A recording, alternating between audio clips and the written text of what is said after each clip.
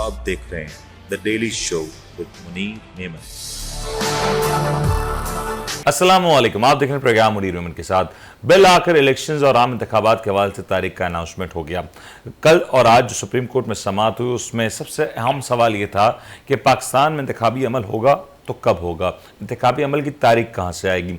Supreme court of Pakistan के मौजूद chief justice साहब ने इस हवाले से केस की पैरवी की और केस की सुनवाई हुई उनके सामने, और इसके बाद जो नतीजा आया वो काफ़ी ज़्यादा एक्सपेक्टेड भी था। अब इस नतीजे के और इस फैसले के बाद क्या ये कहा जा सकता है कि इंतखाबी अमल की रुकावटें तमाम तर हट चुकी हैं, या फिर इसमें और भी बहुत से पहलू हैं जो देखने से ताल्लुक़ रखते हैं। इस हवाले से हमारे प्रोग्राम में गुफ्तगू करने के लिए ज्वाइन कर रहे हैं सीनियर सहाफ़ी तज्ज़ियाकार जनाब जहांगीर सैयद साहब। जहांगीर साहब अस्सलाम वालेकुम। वालेकुम अस्सलाम। जहांगीर साहब आ रही हैं? जी सर, और लाउड एंड क्लियर सर। अच्छा। जहांगीर साहब ये फरमाइएगा, ये जो इंतखाबी तारीख का फैसला हो चुका है और वो इलेक्शन कमीशन जो सदर पाकिस्तान के पास पहले जाता नहीं था, जाते हुए कतराता था, वो इलेक्शन कमीशन अब बिल आखिर सदर पाकिस्तान के पास जाता है सुप्रीम कोर्ट की हिदायत और अहकामात की नज़र में, और फिर जो तारीख का अनाउंसमेंट होता है वहां से वो भी तस्लीम किया जाता है। तो ये क्या जादू हुआ है कि कल तक जो इलेक्शन कमीशन छुपता फिरता था, सामने नहीं आता था, बात नहीं करना पसंद करता था, अब वो मान भी रहा है और सर तस्लीम खम भी कर चुका है। ये बड़ी दिलचस्प सूरत हाल है। यहाँ बड़े तमाशे होते हैं, उसमें उन तमाशों में बड़ा दिलचस्प तमाशा कल भी हुआ कि अदालती हुक्म पर इत्तेफाक हो गया, आज तारीख इंतखाबात की दे दी गई। अब लेकिन इसमें आप दिलचस्पी देखिए कि सदर ममलिकत का चीफ जस्टिस के मुताबिक कि ये सदर ममलिकत का हक था ये कि वो ऐलान कर देते, उन्होंने टेक्निकली ऐलान नहीं किया और वो ये इस तरह उनसे भी फाउल हुआ और ये एक तरह का जुर्म करार दिया कोर्ट ने कि अगर सदर ममलिकत की जो जिम्मेदारी थी वो उन्होंने पूरी नहीं की। इलेक्शन कमीशन का कहता था कि ये जिम्मेदारी मेरी है और जो है वो इलेक्शन कमीशन है, तो इलेक्शन कमिश्नर ही जो है इसकी तारीख दे सकता है। लेकिन आज जो कल की जो सारी पैरवी उससे मालूम हुआ कि इलेक्शन कमीशन का तारीख देने से कोई ताल्लुक नहीं था, वो सदर ममलिकत ही देते और उन्हें मजबूर किया गया, वहाँ भेजा गया। अटॉर्नी जनरल वहां गए, उन्होंने मुलाकात की, मुलाकात के बाद जो है सदर ममलिकत को 3 तारीखें दी गई, जिसमें से 8 तारीख का इंतखाब किया गया। लेकिन जहांगीर साहब यहाँ पे मैं आपको रोकूंगा। ये जो आपने बात की कि सदर पाकिस्तान के पास गए तारीख के लिए, पहले जब ये सवाल होता था तो हम देखते थे कि जो हुक्मरान जमातें हैं, या मैं बिलखुसूस पीपल्स पार्टी की बात करूं, नून लीग की बात करूं या दीगर जमातों की बात करूं, एक्सेप्ट तहरीक इंसाफ, तो वो ये कहते थे कि सदर पाकिस्तान का कोई इख्तियार नहीं है इलेक्शंस की तारीख देने का, और ये इलेक्शंस की तारीख, इलेक्शन के तमाम तर मामलात वो महज इलेक्शन कमीशन की जिम्मेदारी है और वही इसको सर अंजाम दे सकते हैं। आपको नहीं लगता कि इस मौक़िफ़ की हार हुई है? देखिए, ये सारी बातें जो मैं अपने इससे पहले जो मैं कह चुका हूँ उसके अंदर मौजूद है कि सदर ममलिकत का हक था। सुप्रीम कोर्ट ने बहुत विविड क्लियर बताया कि सदर ममलिकत का काम था कि वो अनाउंस करते, डेट अनाउंस करते, स्पेसिफिक डेट देते। उन्होंने ऐसा नहीं किया, कानून की आइन की पासदारी नहीं की, उस पर उनकी सजा भी हो सकती थी, लेकिन चूंकि सदर ममलिकत को सजा नहीं होती है कोई, तो इसलिए जो है वो बच गए। दूसरी तरफ ये इंतखाबात की तारीख का ऐलान करते वक्त भी इलेक्शन कमीशन तजब्जुब का शिकार रहा और वो जो देने के लिए तैयार नहीं था, लेकिन जब सुप्रीम कोर्ट ने बुला लिया और उन्होंने कहा कि इलेक्शन कमिश्नर भी आ जाएं, अटॉर्नी जनरल भी आ जाएं और सदर ममलिकत के पास वो जाएं और उनको अपनी आईनी जिम्मेदारी याद दिलाएं, और वो आईनी जिम्मेदारी जब याद दिलाने के वक्त आया तो ये सब ने सदर ममलिकत ने जहानत का सबूत ये दिया कि तीनों से राय ली और आखिर में वही किया जो उनका आईनी जरूरत थी कि वही अनाउंस करते उन्होंने कर दिया। अभी इलेक्शन कमीशन से इजाजत की जरूरत नहीं थी इलेक्शन कमीशन से कहते हैं।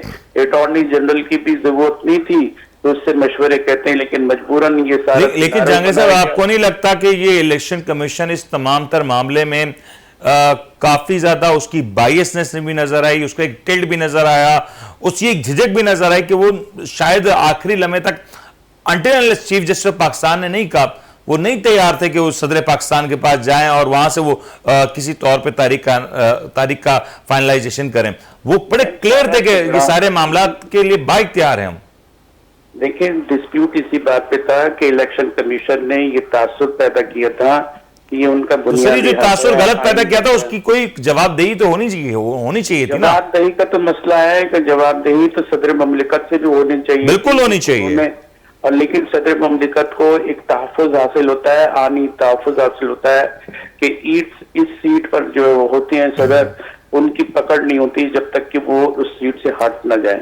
इसलिए वो तो इस तरह बच गए। इलेक्शन कमीशन ने कहा कि जो है सुप्रीम कोर्ट के फैसले का हमें इंतजार था। सुप्रीम कोर्ट ने फैसला नहीं दिया। उसने कहा कि सदर से पूछे, इलेक्शन कमीशन अपनी राय दे, अटॉर्नी जनरल अपनी राय दे, और जब ये तीनों राय दे देंगे तो उसके नतीजे में सुप्रीम कोर्ट अपना फैसला करेगी।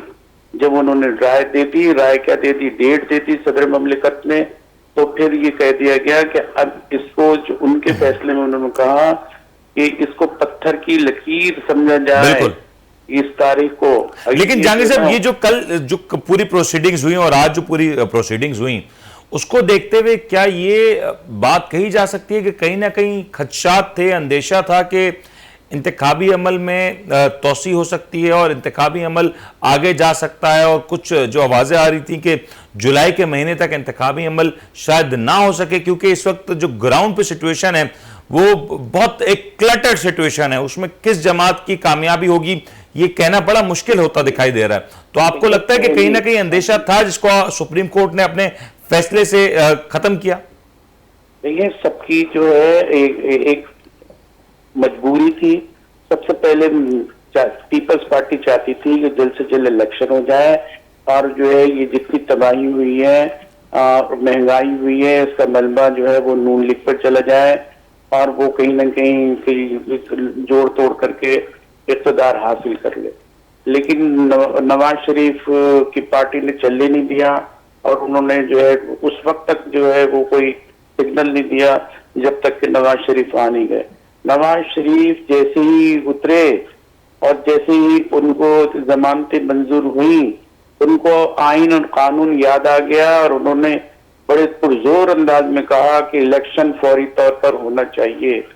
लेकिन आज जब ये सिग्नल इलेक्शन कमीशन को मिला कि दो पार्टियां इलेक्शन चाहती हैं, तो अब उसके लिए उसको कहते हैं ना, प्लेइंग फील्ड उनको मिल गई है, लेवल प्लेइंग फील्ड मिल गई, उसके मुताबिक ऐसा हुआ। लेकिन अभी भी कुछ अगर ऊंच नीच होती है तो यही पार्टियां जो इलेक्शन का नाम ले रही हैं कि वो अब फिक्स हो गई तारीख, इसमें भी कोई मतलब अब ये शक व शुबात पूरी तौर पे खत्म समझे जाएं, अब इसमें कहीं कोई रुकावट आपको नहीं लगता कि आएगी, और 8 फरवरी को मुल्क भर में इंतखाबी अमल होता दिखाई देगा, चाहे कोई मौसम की शिद्दत का बहाना हो या कोई और बात कही जाए, कोई और हिला तलाश किया जाए। आपको लगता है कि 8 फरवरी अब हतमी तौर पे इलेक्शंस हो रहे हैं? देखिए, मसला ये है कि किसी के हाथ में भी गेंद नहीं है। कोई भी कॉन्फिडेंटली जो अपना बयान दे रहा है वो उसमें से यू टर्न न ले। अभी यू टर्न जिनसे लेते तो यू टर्न तो जो है इमरान खान की पार्टी ने नहीं लिया, क्योंकि उनकी सबसे बड़ी प्रायोरिटी ये थी, सबसे बड़ा नारा ये था कि 90 दिन में इलेक्शन किए जाए।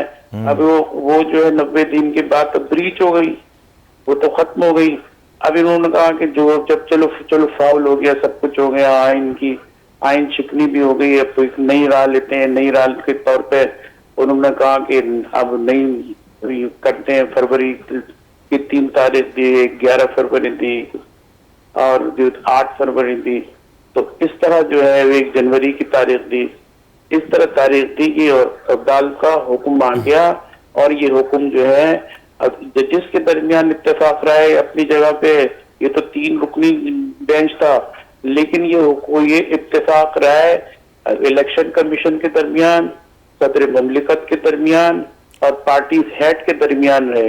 इसका मतलब ये पार्टियों ने खुद साइन करके दिए हैं ये चीज तयशुदा है कि अब ये जो है बैक नहीं कर सकते, यू टर्न नहीं ले सकते। आगे तो बड़े तमाशे होते हैं। जहांगीर साहब, पूरे एक यकीन चीज तो कोई बात मैं नहीं चाहूंगा है। इसकी निशानदेही जरूर कीजिएगा कि कल जब समात हो रही थी तो चीफ जस्टिस साहब मोअज़्ज़ज़ चीफ जस्टिस साहब ने कुछ कलमात कहे, माजी में जो मार्शल लॉ लगे उसके हवाले से बात हुई। आप कुछ लोग उसको एक अलग कॉन्टेक्स्ट में, एक अलग पैराए में देखते हैं। अगर मैं आपसे कहूं कि वो जो गुफ्तगू हुई, आपका इसके हवाले से क्या कहना है? देखिए, उन्होंने कहा कि आमिर जो ज़ियाउल हक के हवाले से उन्होंने एक बात की थी कि ज़ियाउल हक एक आमिर था, मुंतखब नुमाइंदा नहीं था, लिहाजा उसके फैसले को वो जो है वो कंसीडर नहीं करते और उन फैसलों से को काबिल कबूल नहीं होंगे और फैसलों में उनकी कोई नजीर नहीं दी जा सकती, उसको कोई हिस्सा नहीं बनाया सकता, क्योंकि मुंतखब जो आइन साज इदारे हैं उससे तो उसका ताल्लुक नहीं था, एक आमिर का ताल्लुक नहीं था। लेकिन आप जो कि जिस पर कह रहे हैं कि इससे किसी को पैगाम गया, पैगाम से ज्यादा ये है कि अब एक इंटरनेशनल एस्टेब्लिशमेंट होती है, वो उसका सबसे बड़ा जो नुक्ता होता है, जो एजेंडा होता है, वो होता है कि आप जमहूरी हुकूमत होगी तो उसकी मदद की जाए। IMF भी रोक देगा अपनी इमदाद को कि जमहूरी हुकूमत नहीं सिलेक्टेड है, ये इलेक्टेड नहीं है, इसलिए सब कुछ ये पूरी की पूरी इसी तरह बिसात बचाई जाएगी और ये एक हुकूमत होगी, हुकूमत हंगप होगी, इसकी जो शेयरिंग हो रही होगी, शेयरिंग पहले से हो या बाद में हो, लेकिन ये एक इत्तेफाक राय से ज्यादा जो है, इलेक्शन से ज्यादा जो है, ये शेयरिंग की बुनियाद पे होगी और ये या तो मिलके ये शेयरिंग करेंगे या किसी हुक्मनामे के जरिए इनको शेयरिंग करनी पड़ेगी। जहांगीर साहब, आगे की तरफ चलते हैं। ये जो अब 8 तारीख का फैसला आ चुका है, या 8 तारीख को इंतखाबी अमल होना है, अब जरा ये समझाने की कोशिश करें कि बज़ाहिर तो ये नजर आ रहा है कि बैरिस्टर अली जफर साहब जो कि तहरीक इंसाफ के वकील हैं, वो इस केस को लेकर चल रहे थे और तहरीक इंसाफ की दरख्वास्त थी और उसके ऊपर फैसला आया। तहरीक इंसाफ को बेनिफिशियरी होना चाहिए, बादियुन नजर में कहा जाए, लेकिन टेक्निकली इस फैसले का एज ऑफ नाउ जो जमीनी सूरत हाल है, जो हकाइक हैं, आप किस सियासी जमात को बड़ा बेनिफिशियरी कहेंगे? पीपल्स पार्टी को, नून लीग को, तहरीक इंसाफ को, या दीगर जमातों को? एक हकीकत है जिसका सबने इतराफ किया है कोर्ट में भी, और जबकि अटॉर्नी जनरल ने भी इतराफ किया है कि सबसे पॉपुलर जमात PTI है और इमरान खान है।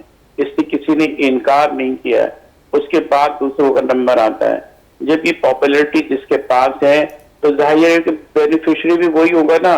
इसलिए सर, लेकिन जिसके पास पॉपुलैरिटी है वो एज ऑफ नाउ जो हम देखें, उसके पास शायद कैंडिडेट भी मौजूद नहीं, उसके पास लीडरशिप खुद कोई टियर 2 टियर 3 लीडरशिप मौजूद नहीं, खुद वो इसका जो सरबराह है वो इस वक्त कैद में है, तो कैसे फायदा हो सकता है? इमरान खान की जमात को एक एज हासिल है कि जब पॉपुलैरिटी होती है तो किसी कमजोर से कमजोर नुमाइंदे को भी खड़ा कर दिया जाए तो उसके जीतने के बहुत चांसेस होते हैं। वो पॉपुलर लीडर बन सकता है, लेकिन ये जो पॉपुलर है ये पॉपुलैरिटी खोते जा रहे हैं या खो चुके हैं।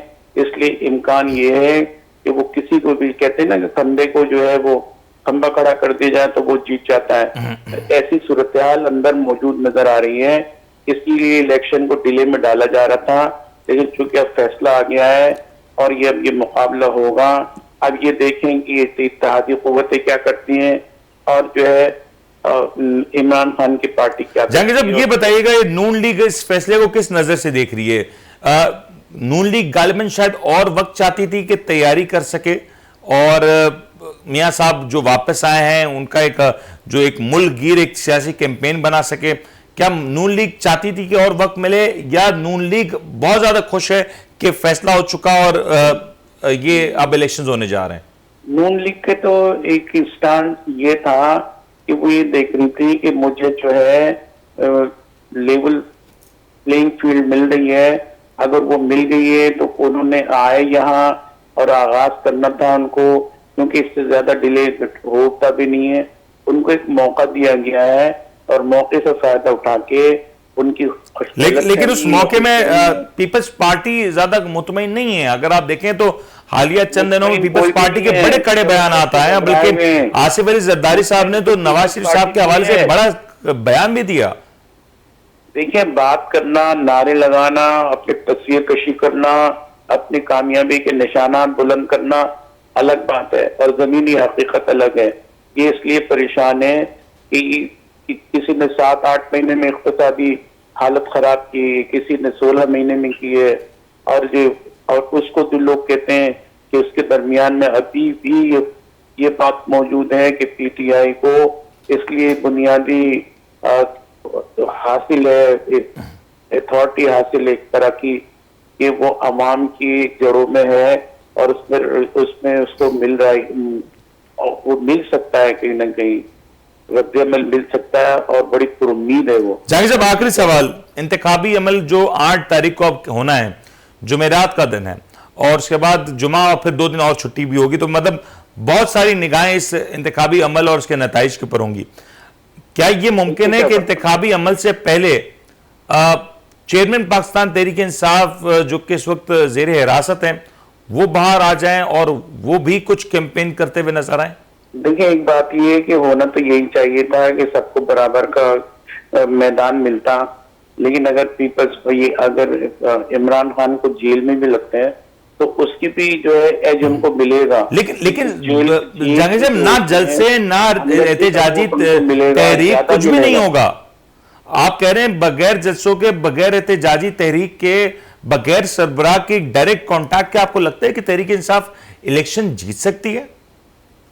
एक बात मैं बताऊं कि हमारे माहौल में, जो हमारा सियासी माहौल है, गैर सियासी माहौल है, यहाँ कोई भी बड़ा जलसा कर सकता है और जो है कोई भी उस बड़े जलसे की बुनियाद पे अक्सरियत हासिल। लेकिन जहांगीर साहब, यहाँ पे तो टियर 2 या टियर 3 लीडरशिप भी नहीं है जो मोबिलाइज करती है, जो वोटर्स को घरों से निकाल के वोटिंग करवाने के लिए पोलिंग बूथ तक पहुंचाती है। तो वो भी नहीं नजर आ रही। हुकूमत के लिए आप समझते हैं जब एक जो है मोहल्ला किसी हुकूमत कहते हैं, जिसमें जो है सबको, एक किसी के पास एब्सोल्यूट पावर ना हो, एब्सोल्यूट मेजॉरिटी नहीं हो, उसके लिए सारी चीजों की इतनी जरूरत है क्या? आप देखें ना कि यूं नहीं है, उनके पास कारकुनान नहीं है, वो मोबिलाइज नहीं हो सकते हैं, वो जल्द से जुलूस नहीं कर सकते हैं, सब कुछ कर लें, लेकिन ये एक बैलेंस होती है जिसे कहते हैं ना कौमी हुकूमत की तर्ज पे, जिसमें सब शामिल हो और जो इत्तेफाक राय से फैसले हो सकते हैं। जहांगीर साहब, आप कह रहे हैं एक कौमी हुकूमत या एक हंग पार्लियामेंट बनेगी?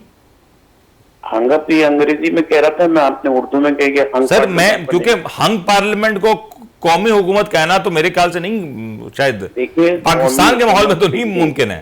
देखिए, कौमी हुकूमत उसको कहते हैं कि जितनी पार्टियां हैं वो उनमें इत्तेफाक राय पाया जाता है, एक उनका मंशू, एक एजेंडा होता है मुल्क की बका के लिए, हालात के मुताबिक वो इत्तेफाक राय। मतलब आप कह रहे हैं कि सारी जमातें पीडीएम का हिस्सा बन जाएं, आप ये कह रहे हैं, बशमूल तहरीक इंसाफ जो शायद नहीं है? नहीं, तहरीक इंसाफ की वजह से तो ये सारा स्पार्क है, इनका इत्तेहाद है, वरना ये इत्तेहाद ग्रेटर पीडीएम हो जाएगी अगर तहरीक इंसाफ इसमें शामिल हो जाए, फिर वो एस पीडीएम गवर्नमेंट कर सकते हैं। नहीं, ये नहीं होगा, ये नहीं होगा। ग्रेटर ये पीडीएम बनेगी नहीं, और जो है ना इमरान खान इनसे मिलेंगे नहीं, सारा स्पार्क तो उधर ही से आ रहा है। अगर वो राजी हो जाए तो इनकी तो जरूरत ही नहीं है, समझे आप? फिर तो बंदरबाट बहुत आराम से हो सकता है। आप मुझे उन हुदूद में न ले जाए जहां बात करने की मनादी है, या मनादी हम खुद भी सोच सकते हैं कौमी मफाद में, उस हद पे न ले जाए, तो मेरा ख्याल नहीं, बहुत बहुत शुक्रिया जहांगीर साहब, आपने मेरे ख्याल से बहुत कुछ कह दिया, और जो मैं आपसे एक्सपेक्ट कर रहा था आपने वो सारी गुफ्तगू की, और हमारे नाजरीन ने उसको सुना भी। आपके वक्त देने का बहुत बहुत शुक्रिया, आपने अपना तज्जिया पेश किया, और यकीन तौर पर जो 8 फरवरी को इंतखाबी अमल होना है, अब उसमें चंद ही रुकावट है, अगर एक रुकावट जिसकी बात की जाए तो वो वक्त है, और वक्त से पहले कुछ चीज़ मुमकिन नहीं है। और जैसे जैसे ये 8 फरवरी के करीब सूरत हाल पहुँचती जाएगी और ये देखने में आएगा कि वक्त आगे बढ़ रहा है, तो वहाँ पे सियासी सरगर्मियाँ और उरूज पाएंगी, और ये जो सियासी सरगर्मियाँ हैं वहाँ पे इन सरगर्मियों के का नतीजा और इसके कुछ समरात, उसके कुछ बेनिफिट्स, मोस्टली बेनिफिट्स आवाम को भी मिलते हैं, क्योंकि जब इलेक्शंस होते हैं तो वो कैंडिडेट जो सालों साल अपनी शक्ल नहीं दिखाते, वो आवाम के घरों पर, उनके चौखटों पर आते हैं और वहाँ उनसे बड़े सारे वादे करते हैं, और कुछ छोटे मोटे तरक्याती काम वो भी हो जाते हैं हमारे यहाँ पे। तो ये एक अवामी एतबार से एक पॉजिटिव दिन है। और इसकी पॉजिटिविटी की आज झलक ये भी नजर आई कि पाकिस्तान स्टॉक एक्सचेंज जब से ये खबर आई कि पाकिस्तान में इलेक्शंस हो रहे हैं या हो सकते हैं या माहौल बन रहा है, आप देखें तो उस वक्त से पाकिस्तान में माशी तौर पे एक इस्तेकाम देखा जा रहा है। एक्सपोर्ट के नंबर्स हैं वो मुसलसल बेहतर हो रहे हैं। साथ में स्टॉक एक्सचेंज अब 53,000 का जो इसका 100 इंडेक्स है वो 53,000 का मार्क क्रॉस कर चुका है और अपने ऑल टाइम हाई पे ट्रेड करता हुआ दिखाई दे रहा है। तो ये साइंस हैं कि पाकिस्तान में इस वक्त कौम किस अंदाज से मुंतजर है कि कैसे ये सूरत आगे बढ़े और ये जो एक जमूत की जो कैफियत है उसको तोड़ते हुए आगे बढ़ा जा सके। उम्मीद करते हैं आपको आज का प्रोग्राम पसंद आया होगा। अपने मेजबान मुनीम को इजाजत दीजिए, अपना ख्याल रखिएगा। अल्लाह हाफिज।